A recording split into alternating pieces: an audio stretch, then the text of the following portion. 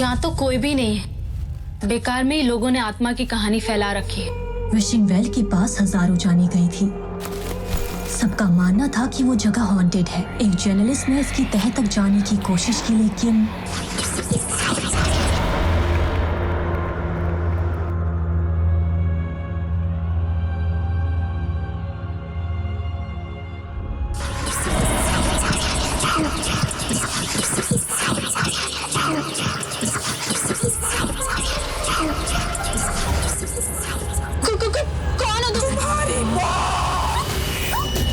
रात के सन्नाटे में शिमला की वो पुरानी सड़क जो विशिंग वेल के करीब से गुजरती थी, वहां जाना सख्त मना था। इसके बावजूद तकरीबन 19 साल की एक लड़की अकेली उस सुनसान रास्ते पर चली जा रही थी। ये रास्ता इतना सुनसान क्यों है? लगता है उस ऑटो वाले ने ना सही कहा था। इतनी रात को अकेले यहाँ नहीं आना चाहिए था।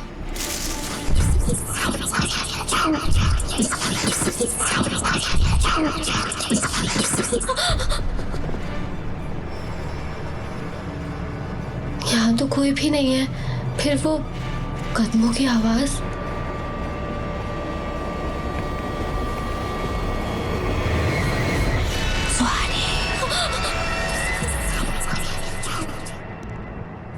ये आवाज कैसी थी?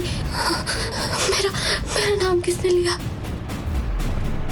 अचानक से सुहानी की नजर एक परछाई पर गई जो उसकी तरफ ही बढ़ रही थी, लेकिन उसे ये नहीं समझ आ रहा था कि जब आसपास कोई है ही नहीं तो ये डरावनी परछाई है किसकी। वो बहुत डर गई थी, इसीलिए घबरा कर और भी तेज चलने लगी।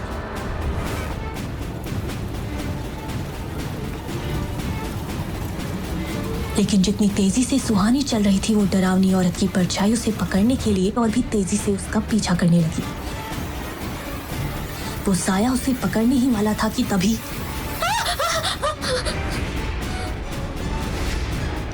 डरो मत, मेरे साथ चलो।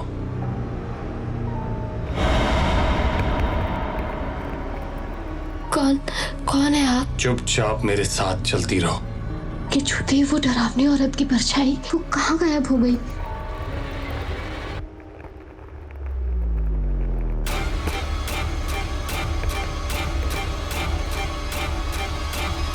पैदल चलते हुए वो दोनों हॉस्टल के गेट के पास पहुंचते हैं। अंदर जाओ और आगे से रात को बाहर मत निकलना। सुहानी उस लड़के का चेहरा देखना चाहती थी, इसीलिए बेल बजाने के बाद वो उस लड़के का चेहरा देखने के लिए झुकी ही थी कि तभी। कौन हो तुम? और इस वक्त यहाँ क्या कर रही हो? मैम वो जल्दी बोलो, हॉस्टल बंद करने का वक्त हो गया है। मैम मैं सुहानी शर्मा। मैंने सेंट थॉमस कॉलेज में एडमिशन लिया है और मेरे लिए यहाँ रूम भी बुक्ड है। इस वक्त यहाँ अकेले आ गई? नो मैम, मेरे साथ ये।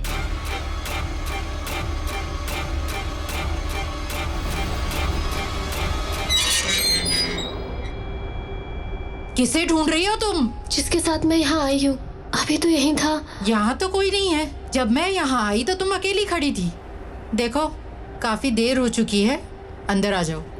और याद रहे, रात के 8 बजे के बाद हॉस्टल से बाहर जाना मना है। आओ मैं तुम्हें तुम्हारा कमरा दिखा दूं। कौन था वो लड़का? क्या कोई था जो छुपकर सुहानी के ऊपर अपनी नजर रख रहा था? हॉस्टल की वार्डन काफी स्ट्रिक्ट थी, उनसे हॉस्टल की सभी लड़कियां डरती थी।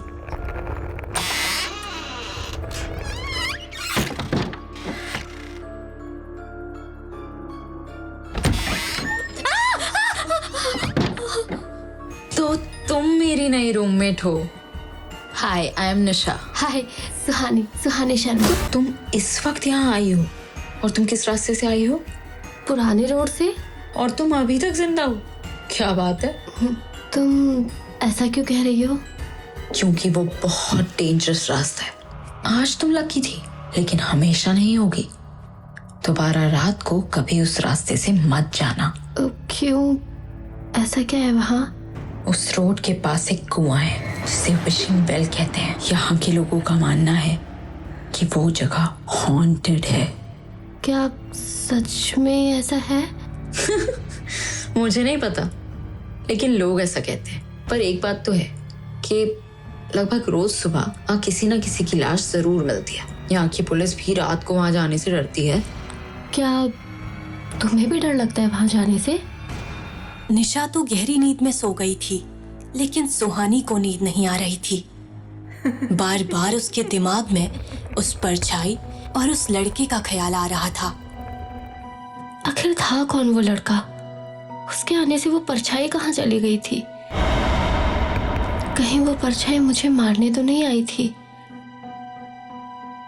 वो लड़का, उसने मुझे क्यों बचाया होगा? दूसरी तरफ पुरानी रोड के पास वाले कुएं पर एक औरत पहुंचती है। उसके एक हाथ में एक छोटा कैमरा और दूसरे हाथ में एक टॉर्च था। ऐसा लग रहा था कि वो कुछ छानबीन करने के लिए वहां आई है।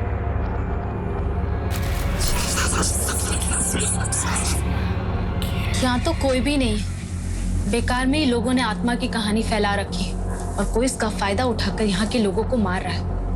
पता नहीं क्या मिलता है लोगों को ऐसी झूठी खबर फैलाते हुए। ये कहानी झूठी नहीं है।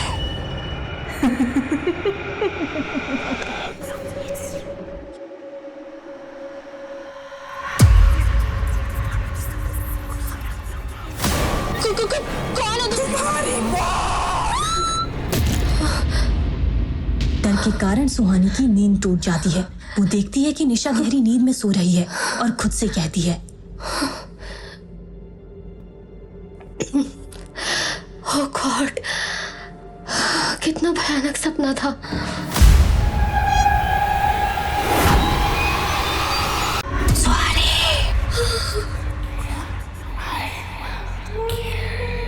ये आवाज, क्या हो रहा है मेरे साथ? शायद मेरा वहम था। जब सुहानी देखती है कि वो अपने बेड पर ही है, फिर से सो जाती है। अगले दिन सुहानी और निशा तैयार होकर एक साथ ही कॉलेज के लिए निकलते हैं। तभी रिसेप्शन के पास से गुजरते हुए सुहानी और निशा को कुछ सुनाई देता है। मर्डर? हाँ, कल पुराने रोड पर एक और मर्डर हुआ, ठीक उसी विशिंग वेल के सामने, और आज सुबह वहाँ पे उसी लड़की की लाश मिली है। ये मैं क्या सोच रही हूँ? ये इत्तेफाक भी तो हो सकता है। शायद इसी वजह से मुझे वो सपना आया हो। और वैसे भी निशा ने तो कहा था कि विशिंग वेल के आसपास अक्सर ये लोगों की लाशें मिलती हैं। क्या हुआ? सुना तूने? इधर आ। बाय द वे, आज वहाँ किसकी लाश मिली? ये लाश किसी जर्नलिस्ट की। वो कल रात को इन्वेस्टिगेशन के लिए पुराने रोड पर गई थी ना। सपने में वो लड़की एक जर्नलिस्ट ही लग रही थी। नहीं, ये सब मेरा वहम है। क्या हो रहा है यहाँ? चलो, कॉलेज का वक्त हो रहा है। देखा कितनी लकी हो तुम, वरना वो लाश तुम्हारी भी हो सकती थी। एग्जैक्टली। कल रात उस लड़के ने मेरी मदद नहीं की होती ना, तो शायद लाश मेरी ही होती। हाँ? कौन सा लड़का? निशा का सवाल सुन सुहानी थोड़ा संकोच करती है। वो निशा को इस बारे में बताना नहीं चाहती थी। क्या बात है, कल रात जंगल में तुम्हें कोई हीरो मिल गया? दिखता कैसा था? हैंडसम था। तुमने मुझे बताया क्यों नहीं? कुछ भी। अब ये चले बहुत कॉलेज। गलत बात है। आप फिर निशा सुहानी को और परेशान नहीं करती और वो दोनों कॉलेज के लिए निकल जाते हैं। लेकिन कॉलेज की ओर जाते समय सुहानी को ऐसा लगता है कि जैसे कोई छुपकर उसे देख रहा है। सुहानी, क्या हुआ? चल। हिमालय की वादियों में सेंट थॉमस कॉलेज बहुत खूबसूरत जगह पर था। ये कॉलेज हिमाचल प्रदेश का सबसे बड़ा कॉलेज है। यहाँ के स्टूडेंट्स या तो बहुत अमीर होते थे या बहुत इंटेलिजेंट। निशा बहुत अमीर थी और सुहानी इंटेलिजेंट, इसीलिए सुहानी को यहाँ एडमिशन मिल पाया था। वो आगे चलकर एक IAS ऑफिसर बनना चाहती थी।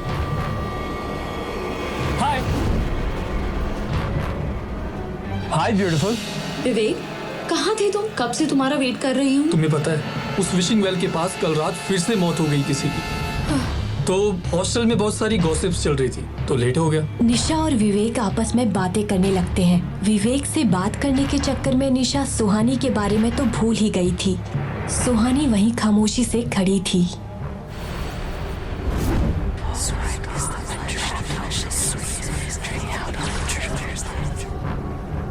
वो ध्यान लगाकर समझने की कोशिश करती है कि वो आवाज कहाँ से आ रही है और उस आवाज का पीछा करते हुए कॉलेज के पीछे चली जाती है। सुहानी निशा और विवेक से काफी दूर कॉलेज के पीछे आ जाती है। वो जगह बिल्कुल सुनसान थी, वहाँ कोई भी स्टूडेंट नहीं था। सुहानी के ठीक सामने एक बड़ा सा बरगद का पेड़ था। उस पेड़ के इर्द गिर्द लाल धागे बंधे हुए थे, जिसे सुहानी बड़े गौर से देख रही थी। सुहानी को ऐसा लग रहा था जैसे वो आवाज इस पेड़ से ही आ रही है। बरगद के पेड़ के पास पहुंचते ही उस पेड़ का वातावरण पूरी तरह से बदल जाता है।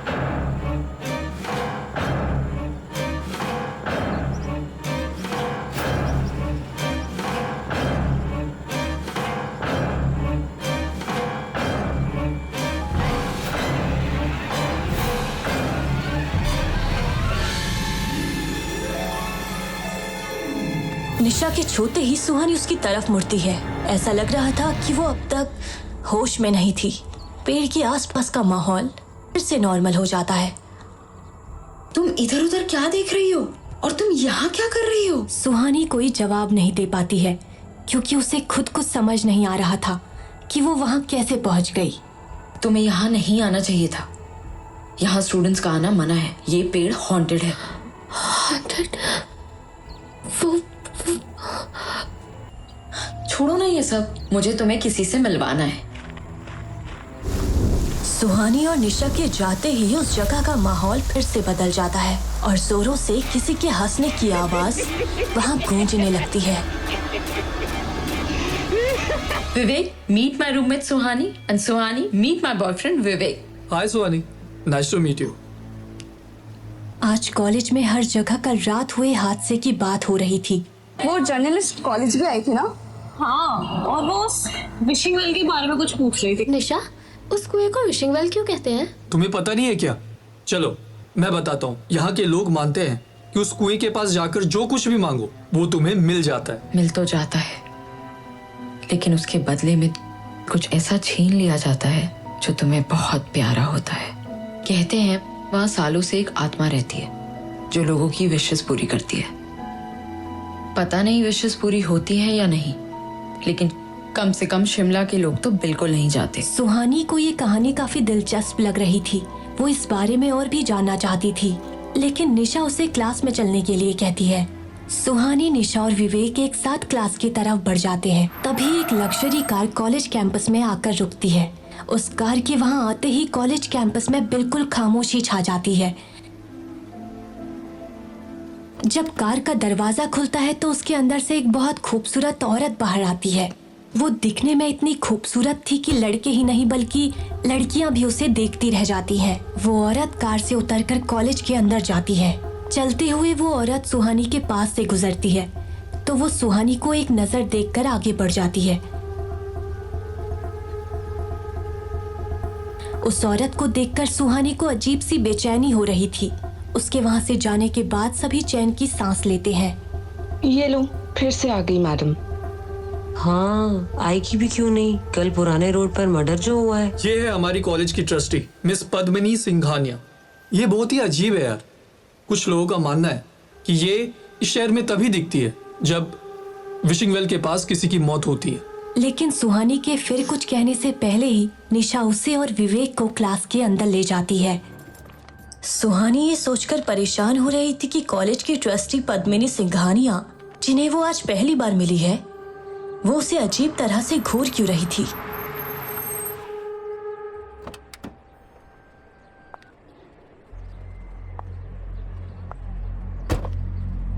बेवजह अनजानी चीजों को नहीं छेड़ना चाहिए।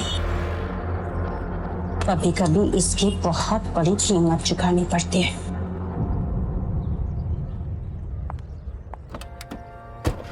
ये अभी अभी क्या बकवास करके गई? वही तो मैं सोच रही हूँ। छोड़, चल। रात के 3 बजे थे। शहर में हर तरफ खामोशी थी। उसी बीच पुरानी रोड में एक लड़का बड़ी तेजी से चल रहा था और ये वही लड़का था जिसने सुहानी को साई से बचाया था।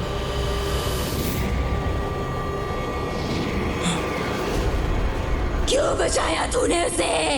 प्लीज मासूम लोगों की जानें लेना बंद करो। तुम अच्छी तरह से जानते हो अब ये मौतें कभी नहीं रुकेंगी। अब मैं तुम्हें ये जाने लेने नहीं दूंगा। तुमने पहले भी कोशिश की थी, लेकिन होता वही है जो मैं चाहती हूँ।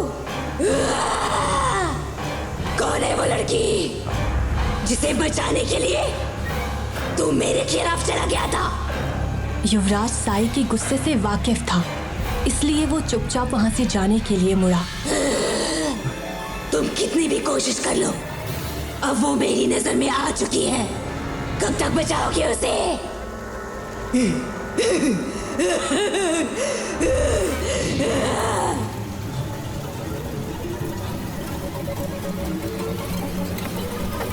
मेरी मदद करो, मुझे बचाओ यहाँ से, मेरी मदद करो।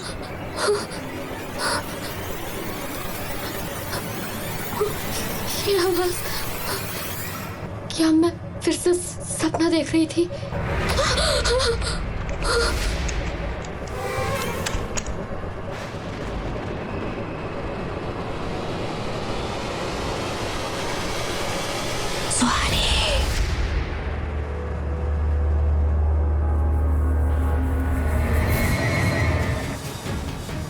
क्या उस साई ने उसे फिर से अपने वश में कर लिया था? आखिर क्यों पड़ा है वो साया सुहानी की जान के पीछे?